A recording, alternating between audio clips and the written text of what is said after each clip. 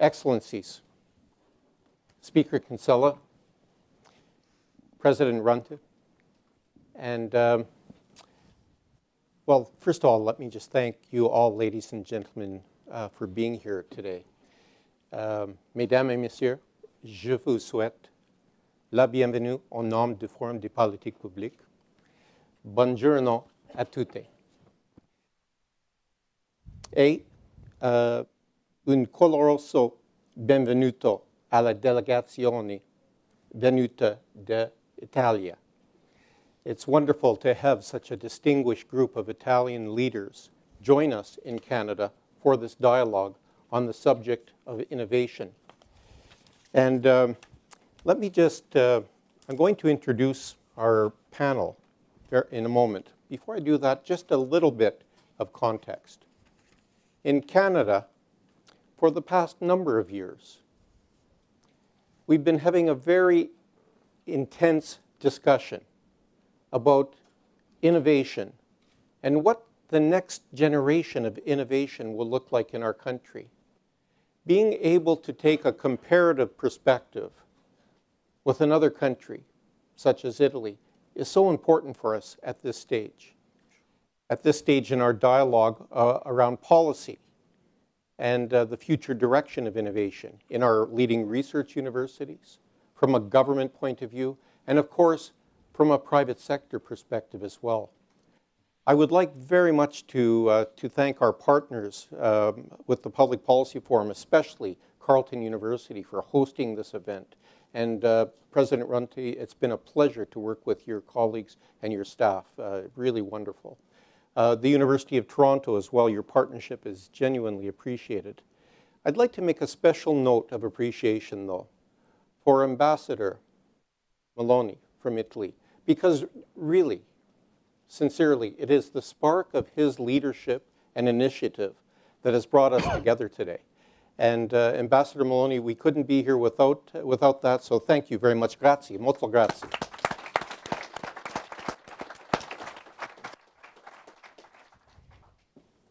Now, we have only a brief time for this panel, but let me introduce very briefly the panelists, and then I'm going to invite each of our panelists to make some brief remarks. I have some brief questions for them. Joining us from the Ministry of Education and Research of Italy, Mario Calderini. On our video link, and we can see you, Alessandra Fusacchia, from the Ministry of Economic Development. Thank you for joining us. Thank you for an invitation. Benvenuto. We have Peter Lewis, who is the Associate Vice President of Research from the University of Toronto. Marco Gilli, who is the Rector of Politecnico di Torino. Ilse Trunek, who is the CEO of the Mars Discovery District in Toronto, one of our leading hubs of innovation in Canada. And last but certainly not least, Tony Massey, who is the Provost of McGill University in Montreal. So, ladies and gentlemen, as you can see, we have a very distinguished panel.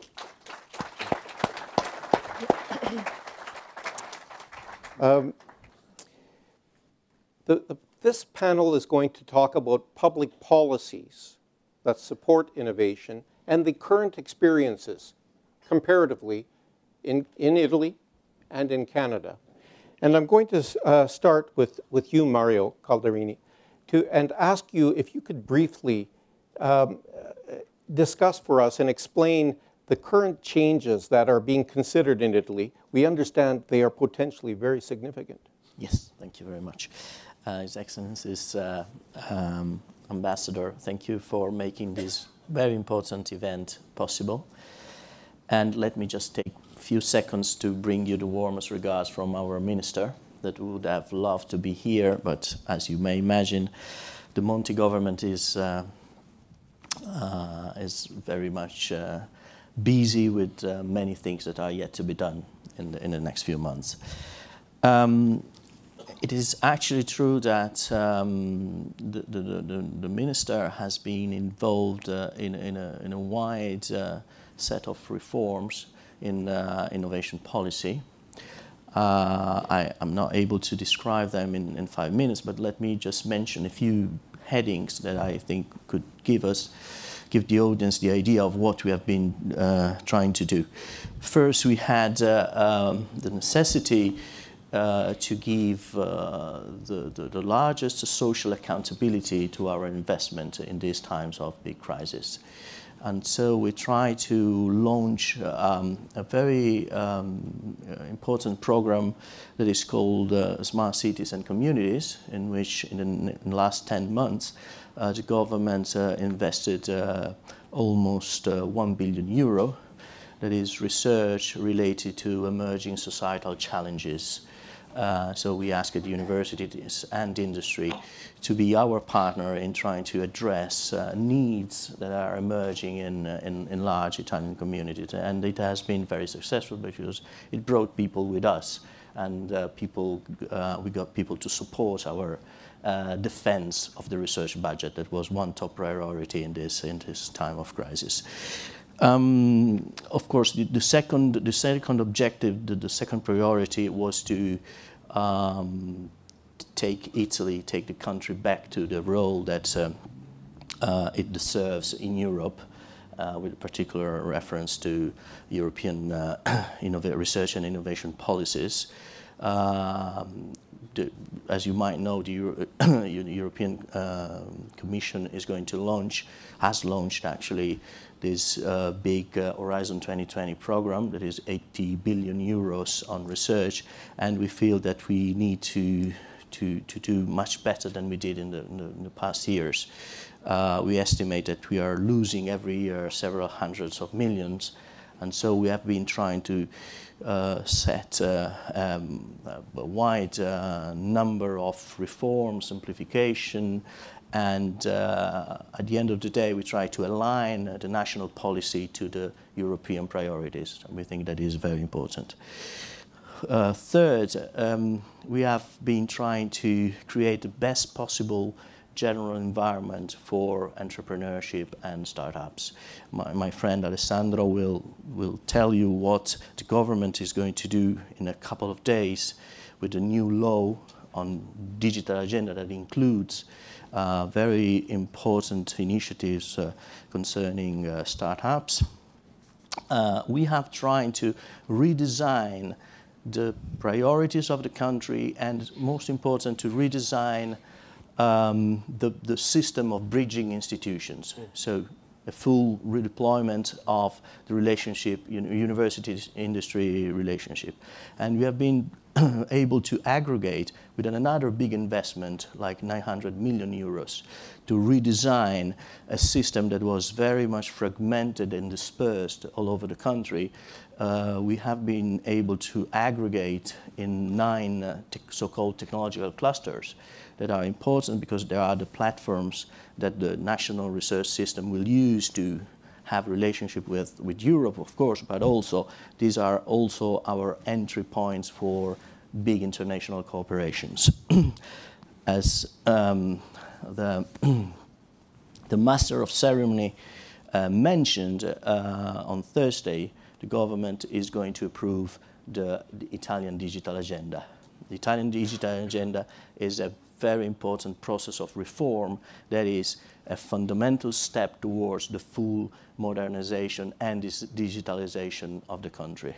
It includes new initiatives for probably 2 billion euros that are related to the modernization of public administration, but also to profound restructuring of information and communication technology industry, and of course there is a part of it that is dedicated to startups, as Alessandro Fusacchia will mention. Last, it's true we have been able to invest more or less 2.5 billion in 10 months. That is very much. It's a very large amount of money given the crisis and the general situation of public finance. But we thought that the most important thing we have been doing in the last 10 months is to trigger a strong process of simplification. we have been able to make life easier for companies and also for our colleagues in the research system, and it is probably worth more than what we just invested with fresh money. Very interesting. Thank you for those comments, Mario. We'll come back to you. I want to now go to Alessandro Fusacchia. And Alessandro, could I ask you this question?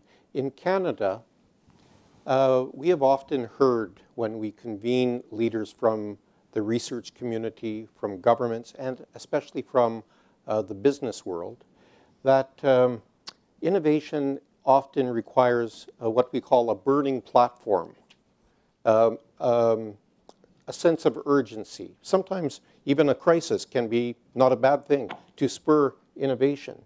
And we've wondered, because we've heard numerous leaders tell us that maybe in Canada we have become at times a bit complacent, that we don't have the sense of urgency to spur innovation forward the way we might like it to advance. It seems to me from what Mario has just shared with us that in Italy today there may be a sense of urgency about moving forward aggressively with an innovation agenda. Would that be a correct way to characterize the direction of public policy? Hello. Before I answer your question, let me also, as Mario was mentioning before, bring the greetings of Minister Passera. Of course, couldn't be there as Minister Profumo, because as Mario was mentioning, we are definitely in the process of passing a new legislation on digital agenda, startups, and many other things related to innovation, supposedly in a couple of days, so it's really a busy time. And of course, I want to thank Minister Goodyear, the governor that was there, and our ambassador Meloni, and the university, Carleton University, and the partners for putting together these wonderful people for this extraordinary occasion. I think is the beginning of something. Now, to come back to your question, because we have very few minutes, I definitely believe you are perfectly right. I mean, without any sense of urgency, and I think this government is working in Italy under very serious time constraints for two specific reasons. One is that we know that we are there for just a few months. I mean, the government was set up in November last year, and there will be elections in a few months ahead of us. And so definitely, I mean, the urgency is not just because we believe some things you can achieve them only if you do them, and a sense of urgency, but also because we don't have much time to do a number of relevant things. And second, because we also believe that urgency is needed because we cannot believe that we can keep the pace of a number of reforms and putting Italy as a real reliable partner on topics like innovation with major players around the world if we don't keep the pace of globalization and we don't move as fast as globalization does. If we come to startups and the startups agenda, as Mario was mentioning before, I think there are 3-4 things to mention here carefully and clearly. We are in the process of trying to revolutionize a bit the country on a number of issues that have been always considered second best for decades, I would say. Why are we betting on startups? Well, after I get to the final panelist, I will look to see if he would like to make a comment. A little lag. Key for growth, for employment, and particularly for youth employment, and we know how badly in Europe we are on this issue, and because we believe there is also a cultural dimension behind that. When we are investing on new entrepreneurial ventures, where we're investing in youth, there is a full set of cultural changes that we want to bring to the country behind that. On startups, more precisely, what we are doing is that in humans, we're able to create a sort of a big public debate movement there. We set up the government, set up a task force of experts in April, and the mandate given to the task force was twofold. First, to come up with ideas and models on how to make Italy a friendlier country for startups, not just for Italian startups, but also for startups and people from the rest of the world. And second, on how to create the movement behind all this to make sure that this was really responding to a real need felt by the country. The task force completed its work less than 1 month ago. There is a full report which is quite heavy on this, with a number of proposals going from the launch of a startup to the growth of the startup to the so-called maturity, the exit, the failure of the startup. Is in the process of being translated into English, and there is already an executive summary in English which is available on the website of the ministry. And basically, the report is the basis on which we are now taking out a number of measures that will possibly become government decree the day after tomorrow. Couple of questions that I want to insist upon before I conclude. The first one is that this is just the beginning. When we're talking about sense of urgency, I think we also need to have clear in mind that at the same time, it's innovation by definition is not something that you can cope with once and for all. You cannot say, okay, now we have made Italy a country that bets on innovation and is investing on innovation. Is something that is a challenge that you need to keep alive over time. So this is the beginning in the sense that, of course, we are adopting for the first time in this the country, fledgling digital number of other important innovations, but we want to make sure that over the next months and possibly over the next years, there will be the first tip, the first measure, the first set of measures that will create the process. And the second one is that we very much believe in partnerships on this. And this is why I think Mario and I together were very much committed to take part into this conference, is that we believe that on these issues, I mean, the country, Italy, as far as we are concerned, will not be able to produce and yield serious results unless we are able to explain to our partners, to Canada and other friends, that this is a serious point on our agenda, is something we want to invest seriously, and something we want to build over time partnership. The government, together with the universities and businesses in Italy, is very much committed to move the country, the whole country, towards this direction. And we believe that, the key message on which I will conclude is that Italy has always been famous all over the world and known all over the world because of beautiful landscapes, because of the food is excellent, these nice things. Of course, these things stay there, are absolutely key for our industry, I would say, not just for our culture, but as the conference that we are all participating in today shows, I mean, Italy is a country with a lot of potential and a lot of real or actual situations of concerning entrepreneurship, and this is something that we want absolutely to invest in and to bet in, because we believe that this will play a key role in the future economic growth and employment in Italy, and as a consequence of this in Europe. Thank you. Okay, thank you. Thank you very much, Alessandro Fusacchia. What I'd like to do is pick up on the last point that Alessandro Fusacchia was making about partnerships, as I turn to you, Peter Lewis, from the University of Toronto. Could you provide a bit of Canadian context for the importance of the kinds of international partnerships that Alessandro Fusacchia referred to, and especially in the area of spin-offs and startups, which is the subject of this dialogue today. How important are those kinds of collaborations from perspective of the University of Toronto? So thank you. The collaborations are exactly what we are most interested in at the University of Toronto. We have the partnership with Politecnico Torino that we just signed. We are very busy forming partnerships around the world. Partnerships give a new perspective, particularly in the area of startups and spin-offs. We have found, as we have traveled around the world to different countries, that the innovation environment is quite different in most places than it is in Canada. But there is a lot of potential, I think, for being able to learn from each other on the area of best practices and also being able to take things that we do well in our institutions in Canada and find complementarity, and particularly with... Peter, could I ask you, just for the benefit of the audience here, to briefly describe this agreement that you signed yesterday with our colleagues from the Politecnico di Torino? Yes, I'd be pleased to do that.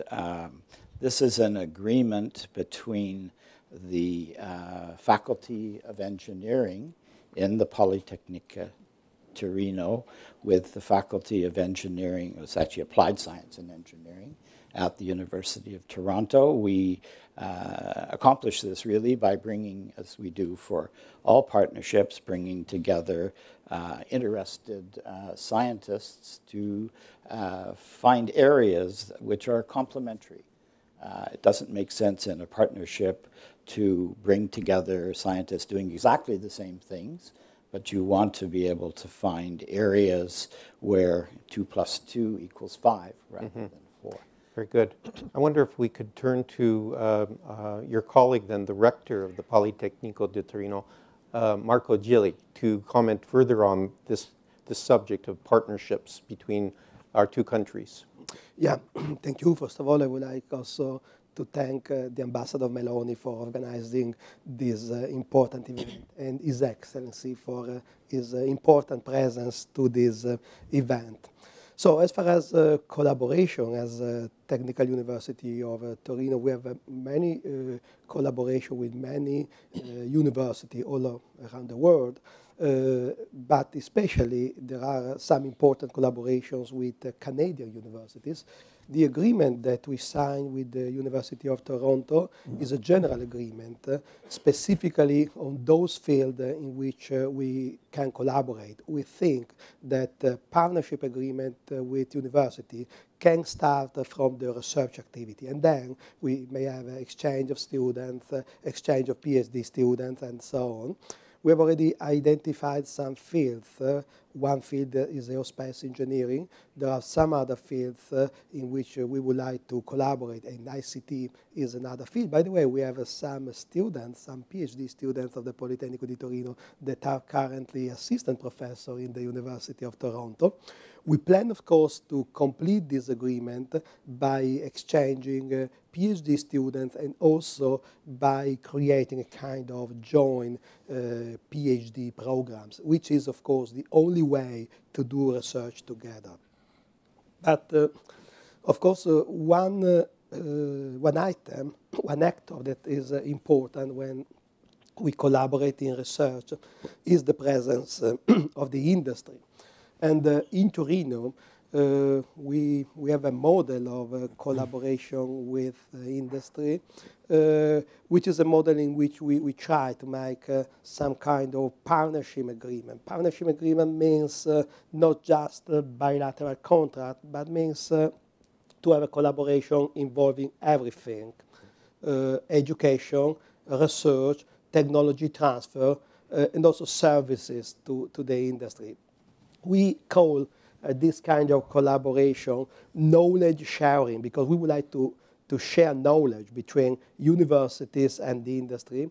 And also, we would like to have, common labs, the presence of the industry in our campus, because we think that without to have common spaces in which both the researchers of the university and the researchers from the industry can work together, we really are not able to make technology transfer. And coming back to the relationship with Canadian University, in this framework of collaboration involving university and the industry, we have an important collaboration with the Windsor University relating to the automotive program. The automotive engineering, automotive programs are very important in Italy and especially in Torino, because you know that is an area very well known for car industry and also for industrial design. The area of Windsor, Windsor is a leading university in that field, and we have a program which is an exchange of students and also research collaboration but industry is very much committed, very much involved, in the sense that students, Canadian students and Italian students, then spend some time in Torino, some time in Windsor, and also they have stages and they stay and they make the final dissertation jointly with two companies that in this case are Fiat and Chrysler in the research centers of those two companies. So this is a way we think important of collaboration, international collaborations involving also industry. That's why in some way our model, and I would like to say that in this model is particularly successful just in the case with the collaboration of Canadian universities. Rector Gilly, thank you very much for your comments. This is something, your experience with the location of industry right on your campus is something that I believe we can learn from in Canada because we don't have quite as much of the same kind of experience with co-location of industry on our campuses of Canadian universities. So this is really interesting. We will want to learn more about this. Yeah. Thank you. As someone who understands collaboration from a very unique perspective is our next panelist, Ilse Trunicht, who is the CEO of the Mars Discovery District, which is one of the leading centers of collaborative innovation in Canada. Ilse, maybe you could describe this model. I'm sure that our audience would be interested to know a little bit about how you go about your business. Certainly. Thank you very much, and thank you for the opportunity to be here. Mars is a bit of a unique beast. It was actually created through a leading group of business philanthropists that felt very strongly that, particularly in the downtown core of Toronto with strong universities and teaching hospitals, we needed to create an engine to do a better job of capturing the economic value of our important discoveries. And that was really the genesis of the project. We have, since that idea started about 12 years ago, we've worked very hard to build a platform that on the one hand catalyzes new innovation, but is very intentional and deliberate in the process of accelerating innovation across particularly the early stage valley of death and obviously then the other challenge of helping these opportunities scale in a very fast-moving global context. We have a place which is quite large. We have about 120, 130 tenants that cover the entire spectrum from researchers, startups, mid-sized companies, large companies. So our co-location is adjacent to, but not quite on a campus. Service providers, venture capital firms, everybody active in the food chain of innovation that come to work in our place. We have selected those tenants because we believe for a country like Canada, which is a small player, we have to be very deliberate in trying to drive convergence between the different disciplines, and that our big opportunities will happen in those interstitial spaces. So we work across sectors, and we've also inserted social innovation into our technology base of health, information technology, and green technologies. Inside that platform, we also work very hard to create virtual density, because that's another problem for Canada. 30 million people spread over a very vast geography, and so we try to use the center as a reservoir for resources, but work then with many, many players who are not actually physically in the center. On the commercialization mandate specifically, there were two tasks. First, around this mobilization of academic discoveries. And there we've worked very, very closely with the Toronto-based academic organizations to create a sister organization called Mars Innovation, which now brings the intellectual property from 16 institutions into a single storefront. So 4 universities, 10 teaching hospitals, and 2 large research institutes all feed their intellectual property with the opportunity to bundle IP from multiple academic centers into more robust intellectual property assets that you can partner with industry, or, of course, put into a startup company that then has a better shot of getting management and money. On the work with startups, we work with those startups emerging from academia, but also with startups emerging from the community. And we run entrepreneurship education programs, but very practitioner-focused. We provide market research to literally thousands of companies. And then we have a very high-touch mentoring service using primarily volunteers to work with those high-potential, high-growth firms, and then also provide access to capital, both through one fund that is a public sector fund and 2 private sector funds. So that's how we accelerate those young companies across the spectrum. And I think what has been a very interesting learning experience, something that I think none of us could see at the beginning, is that Mars has some interesting role in the innovation landscape because it is neither government nor business nor academe. We sit adjacent to and certainly partner very closely with both the University of Toronto but many other universities across Ontario. But having that neutral place has now led us to work more proactively on what I think of as system-level innovation. And we have a number of very interesting initiatives, both in health, clean energy, impact investing, which is an interesting way of mobilizing public and private capital for the innovation landscape, and where Mars again plays this role of bringing the actors, including the entrepreneurs, policymakers, and so on, into a very targeted initiative to look at what's needed to unblock the bottlenecks in the system. Thank you. Thank you very much, Ilse. And so I think you can see, ladies and gentlemen, that, well, you've come to Canada for our Italian friends to learn about Mars, which is interesting in itself. But Mars is a very unique incubator and one Canadian model for accelerating spin-offs and startups among its key mandates. I'm not sure if there's anything analogous to Mars that we would find in Italy today, but we would like to compare notes on this. Tony Massey from McGill, I'm going to go to you last. You have the advantage and the disadvantage, perhaps, of being our final speaker on this panel this morning. Disadvantage, because I'm going to ask you, from your perspective and your broad knowledge, about specific areas of opportunity that you are aware of for partnership, collaboration between Canada and Italy in an area that would lead to innovation in spin-offs and startups. Thank you very much, and it's a great privilege to be here and to have an opportunity to speak about the university's role in what is clearly a multifaceted partnership that has to exist, and as Ilse has pointed out, needs many different stakeholders and players. I'd like to start with an anecdote about Marconi. He invented radio transmission, but not as we know it today. His was actually a dead end. The Marconi invention actually did not get us to where we wanted to be with radio transmissions. That took a university researcher named Reginald Fessenden to actually get us there. All of Fessenden's patents were eventually bought by RCA and led us to the radio that we know today.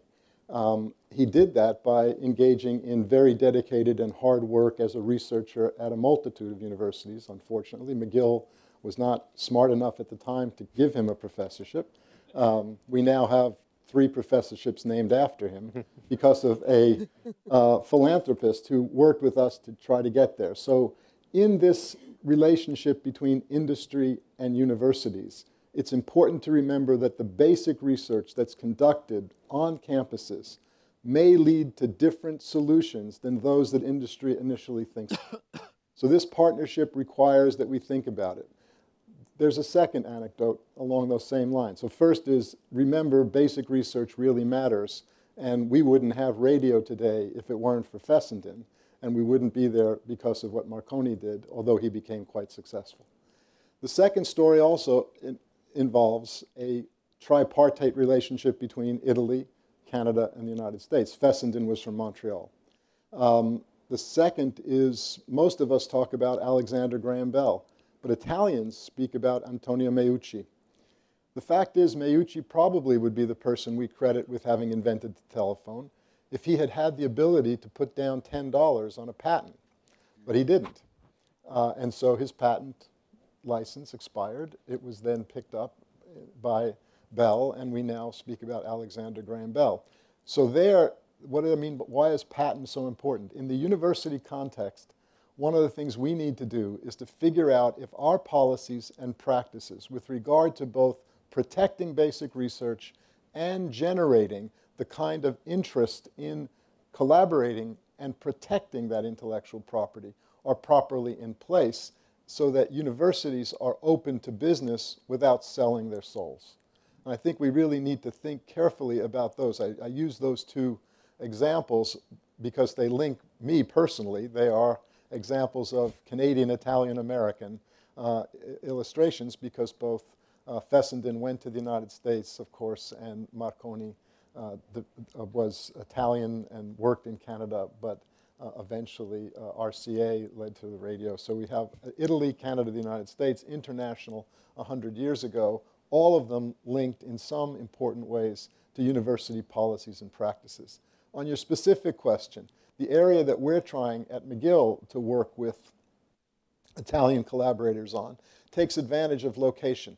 Montreal is one of 3 or 4 cities in the world where from scratch you can build an airplane. And our aerospace centers are extremely important to all of the universities in the Montreal area. McGill has been spearheading an initiative with Italy in one of the technological districts that was discussed earlier with regard to aerospace, which is in the southeastern part of the country.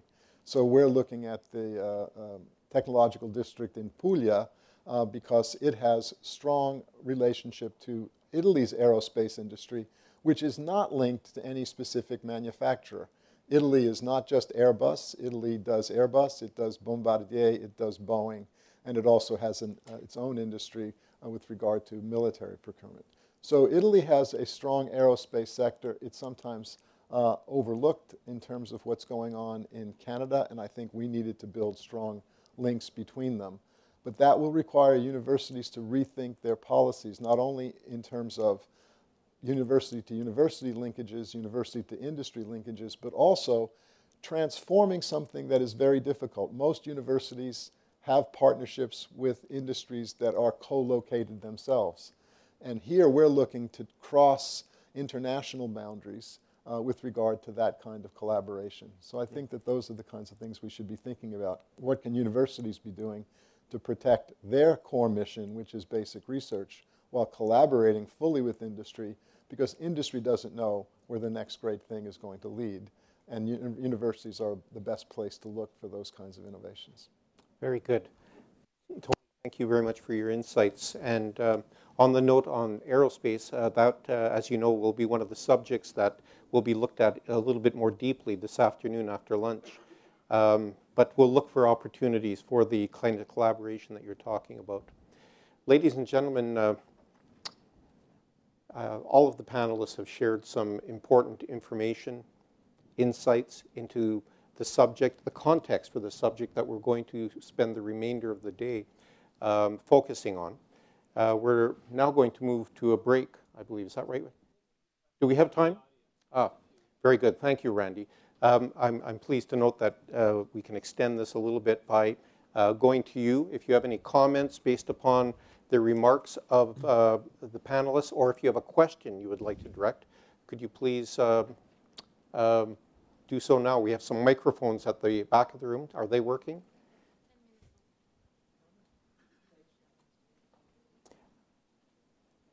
I will start off the questioning. I'm getting some signals in the back. We do have some time for questions.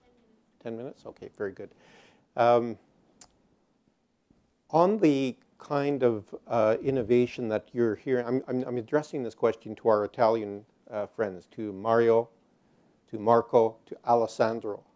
The comments about Canadian universities' approach to innovation, or the innovation hub that Ilse Trunik leads in Toronto, Mars, are there any examples or reference points in Italy that you would like to refer to that would provide a counterpoint or a comparative perspective?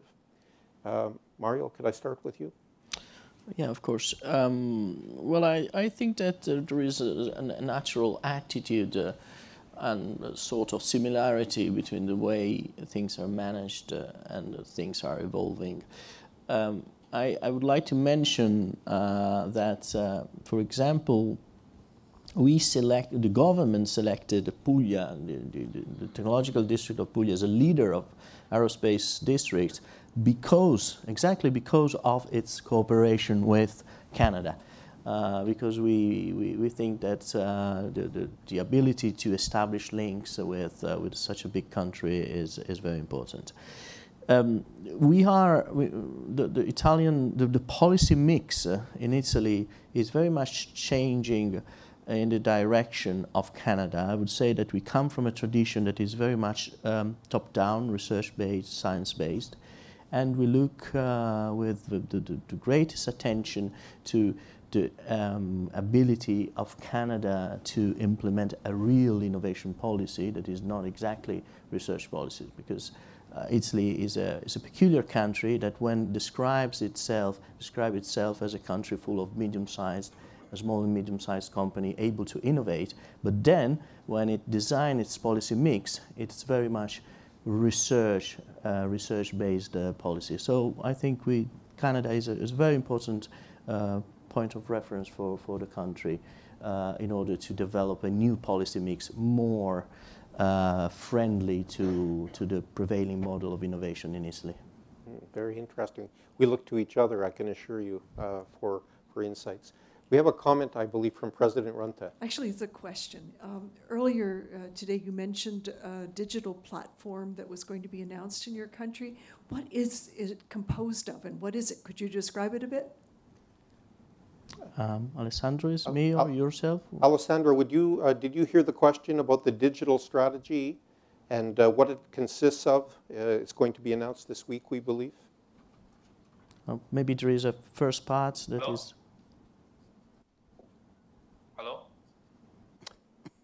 Maybe there are some technical issues here. Alessandro, I'm going to go, Mario. Hello? Yes. Alessandro, the question was about the digital platform that is going to be approved on Thursday. He doesn't hear. Let's say that there are a few main components in the so-called digital platform. First is a huge so-called broadband initiative that is set to reduce the digital divide, both with respect to people or to families and to companies. We have very important industrial districts in Italy with a significant digital divide today. So we have a very big investment. And the country, in this respect, the country is very different to Canada, full of mountains, rocky, and so it's a difficult country in terms of digital divide. This is the first one. We have important reforms as far as electronic commerce, e-commerce is concerned.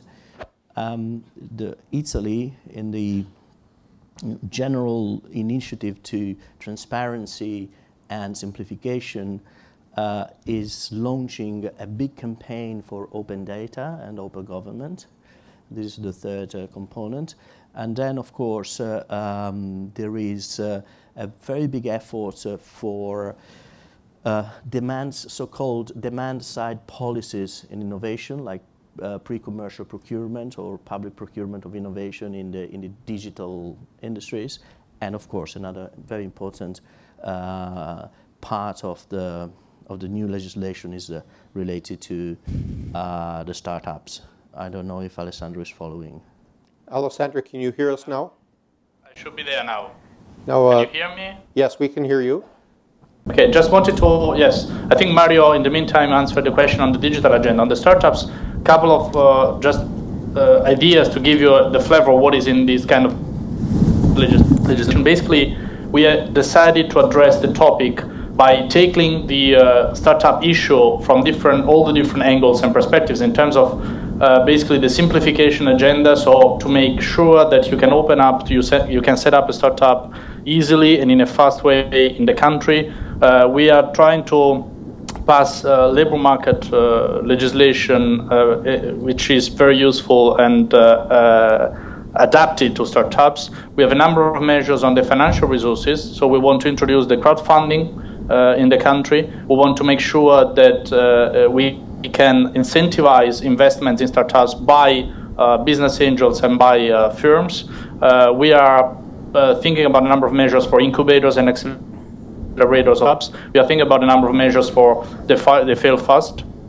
So it's basically a fully fledged legislation, and it should get out from the government in a couple of days, and then before it becomes legislation in the wider sense, the proper sense, it would take the ratification by the parliament, will take a couple of more months. And then one more thing, I would like to add for the Provost Mazzi a third anecdote that he may use on the next conference. And it's about Puglia, the aircraft industry was referring to, the kind of industry was referring to actually. One of the nicest success stories there is about one small startup that has now become quite big and is doing light aircrafts. And actually, it was first supported by the regional government of Puglia because there was a sort of a public tender to support a number of new startups. And the guys who invented and started up the startup actually asked some support to build up furnitures like tables, chairs, armchairs in wood. So the first support was given to do something completely different from the end result. And these guys ended up doing light aircrafts. So this is another idea when we are talking about innovation, just also not to justify our job, but to make sure that it's clear to everybody how difficult it is from the legislative point of view to make and enhance measures that at the end of the day suppose something that by definition we don't know what it's because it's innovation. Very good. Thank you. Thank you, Alessandro. We've learned a little bit about the serendipity of innovation this morning in some of the comments. And the point that Tony Massey made about the importance of basic research in the whole ecosystem of innovation is well made, and I think we take the point. I believe now we do have to take a break, so please join me in thanking. Oh, do we have time for one brief? Can you make your comments very briefly, please? Yes, and sure. please identify yourself. Dr. Habiba Shakir from Université Sans Frontières. I have a question for the INSERC collaboration agreement that was signed yesterday. We know that INSERC takes care of all Canadian labs, so I just want to know more about this collaboration, if it's possible. Okay. Please, thanks. I think we're going to we're going to talk about that during the next session. But Marco Gilli, do you want to comment very briefly on this agreement with INSERC?